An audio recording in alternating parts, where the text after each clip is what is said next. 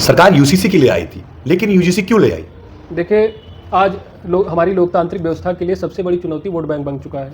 सत्ता का संतुलन साधने के चक्कर में सही और गलत का फर्क नहीं समझ पा रहे हैं, और जिनको समान नागरिक संहिता ला करके एक जैसी व्यवस्था बहाल करके देश को एक व्यवस्था के तहत चलाने की मुहिम शुरू करनी थी, आज वो भी काट छांट की राजनीति कर रहे हैं, और इसका जो दंश झेल रहा है वो सामान्य वर्ग झेल रहा है।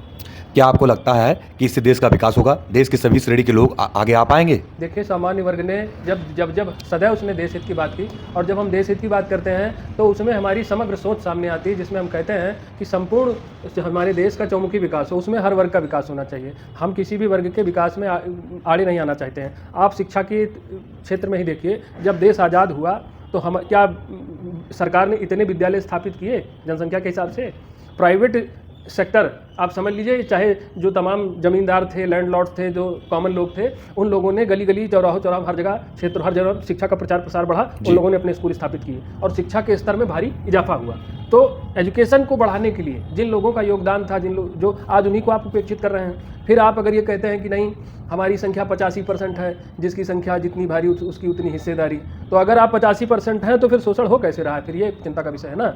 85% आप 5000 साल पहले भी थे, तब भी आप बहुसंख्यक थे, आज भी आप लोकतांत्रिक व्यवस्था में भी बहुसंख्यक हैं। राजतंत्र में निर्णय, नीति, नियम, कानून बाजुओं की ताकत से तय होते थे, उसमें सही गलत नहीं देखा जाता था। विदेशी आक्रांता आए, जिसे शोषण कौन करता था? शोषण सत्ताएं करती थी। सत्ता अगर धर्मनिष्ठ है तो प्रजा फलती फूलती थी, अन्यथा की स्थिति में लोगों का शोषण होता था। तो विदेशी आक्रांता आए, मुगलों का शासनकाल 700-800 साल का था।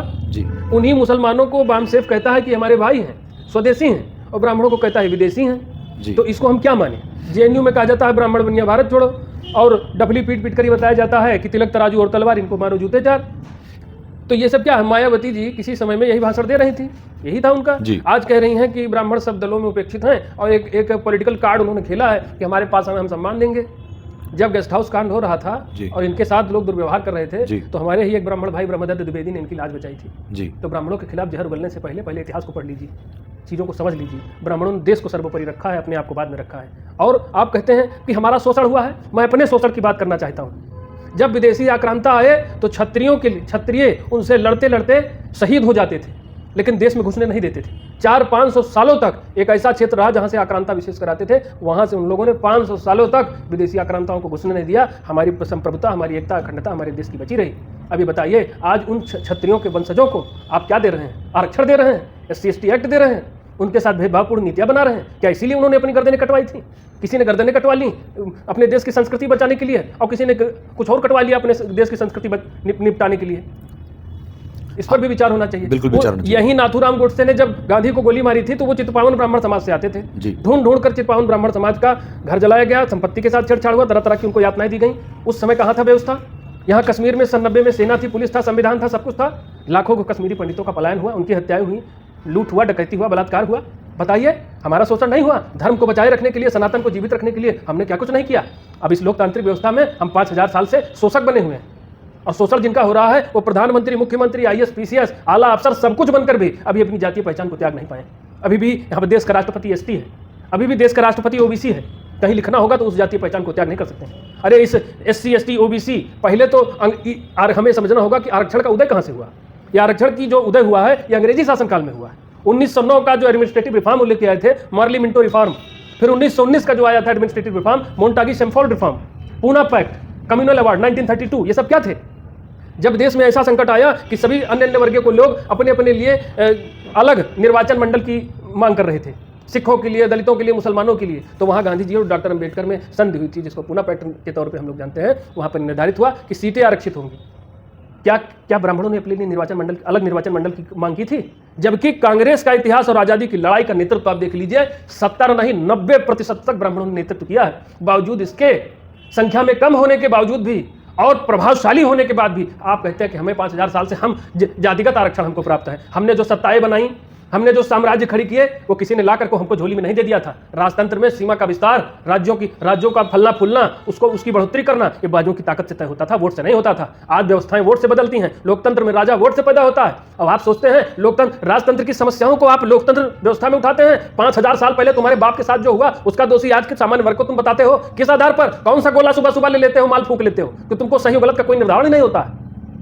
नहीं तो आरक्षण का जो आप विरोध कर रहे हैं, तो जो पिछड़े लोग हैं वो आगे कैसे आएंगे फिर? उनको देखिए, आरक्षण नहीं अगर दिया जाएगा। पिछड़ापन मानसिक होगा तो उनको आगे नहीं बढ़ाया जा सकता, जैसे मैंने कहा है। जी, किसी भी बड़े बड़े पद पर आसीन संवैधानिक पदों को धारण करने के बाद भी अगर व्यक्ति पिछड़ा है, लेकिन आप ये भी तो कहा जाता है कि आपको 100% आरक्षण था मंदिरों में, पूजा पाठ में। बहुत अच्छी बात आपने किया।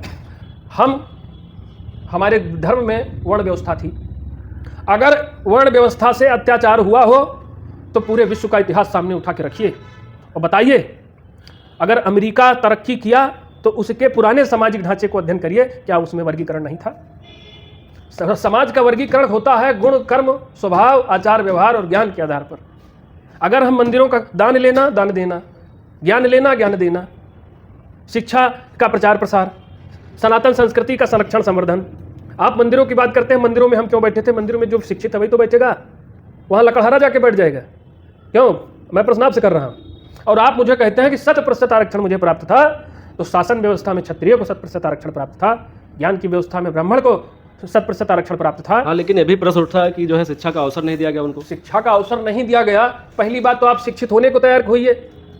अगर संत रविदास जूता गांठने वाला हमारे यहाँ ऋषि हो जाता है, नास्तिक दर्शन का प्रतिपादक चार्वाक ऋषि बन जाता है, महर्षि वाल्मीकि क्या थे और कहाँ पहुँच गए? यानी हमारे यहाँ अगर आप वेदों की रचना पर चलेंगे, उन पुस्तकों की नहीं जो वेदों के अनुकूल नहीं लिखी गई हैं, क्योंकि हम महर्षि दयानंद सरस्वती को मानने वाले लोग हैं। हमारी अवधारणा है कि तमाम ग्रंथ श्रुति स्मृति, कुछ श्रुति के आधार पर सुन करके गुरु शिष्य परंपरा के आधार पर आए, स्मृतियाँ जो हम आप मनुस्मृति है, ये सब चीज़ें हैं जो वेदों के अनुकूल नहीं है, हम उनको नहीं मानते। तो हम सीधे तौर पर कहते हैं कि वर्ण व्यवस्था समाज के कार्यों का विभाजन थी। एक ही घर में अगर आप भाई बहन हैं, 2-4 भाई बहन हैं, सब लोग समान नहीं हैं, सबकी प्रवृत्ति अलग है, इंटरेस्ट अलग है। उसी घर में कोई ब्राह्मण से के अनुरूप काम कर रहा है, कोई क्षत्रिय। अगर सेना में चला गया तो क्षत्रिय हो गया, टीचर बन गया तो ब्राह्मण हो गया, व्यापार में चला गया तो वैश्य हो गया, और कहीं नौकरी करने लगा तो शूद्र हो गया। हमारी ये वर्ण व्यवस्था थी। और अगर आपको लगता है कि मुझे ब्राह्मण होने का कोई लाभ मिलता है तो मैं हूँ ब्राह्मण, बताइए कौन सा लाभ आप हमको देंगे? और पुरातन काल में जो ब्राह्मण थे उन्होंने गलत किया, सही किया तो उस अनुरूप उनको दंड मिला।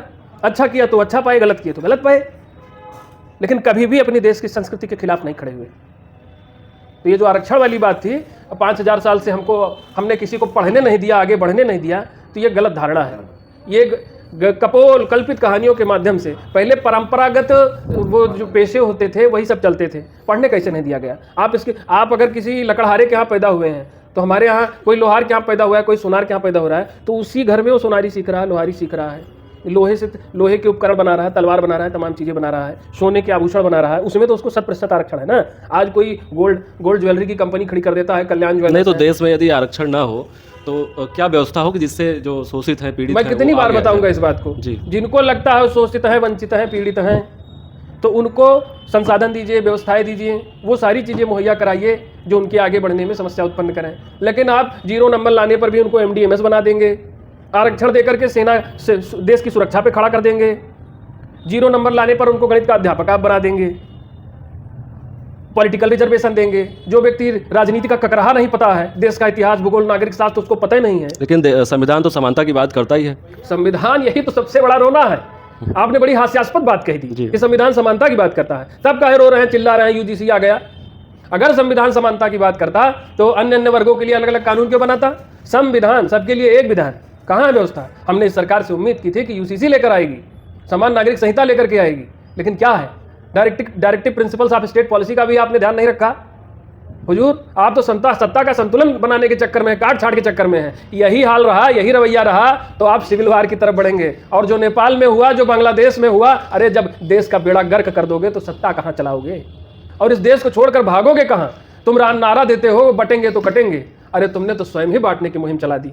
शैक्षिक संस्थान हो, देश का हेल्थ केयर सिस्टम हो, शिक्षा हो, सुरक्षा हो, हर जगह तुमने काट छाट शुरू कर दी है। इस देश का बेड़ा गर्क करके तुम सोचते हो हर वर्ग का विकास हो जाएगा। विकास सदैव मेरिट से होता है, और मेरिट अगर खत्म तो देश खत्म। इस बात को बहुत समझाने की जरूरत नहीं है। सत्यमेव जयते, जब जब हुए धर्म कह हानि, बाढ़ अधम पतित अभिमानी, तब तब प्रभु धरि विविध शरीरा, हरहि कृपा निधि सज्जन पीरा। और आपके लिए भी वही व्यवस्था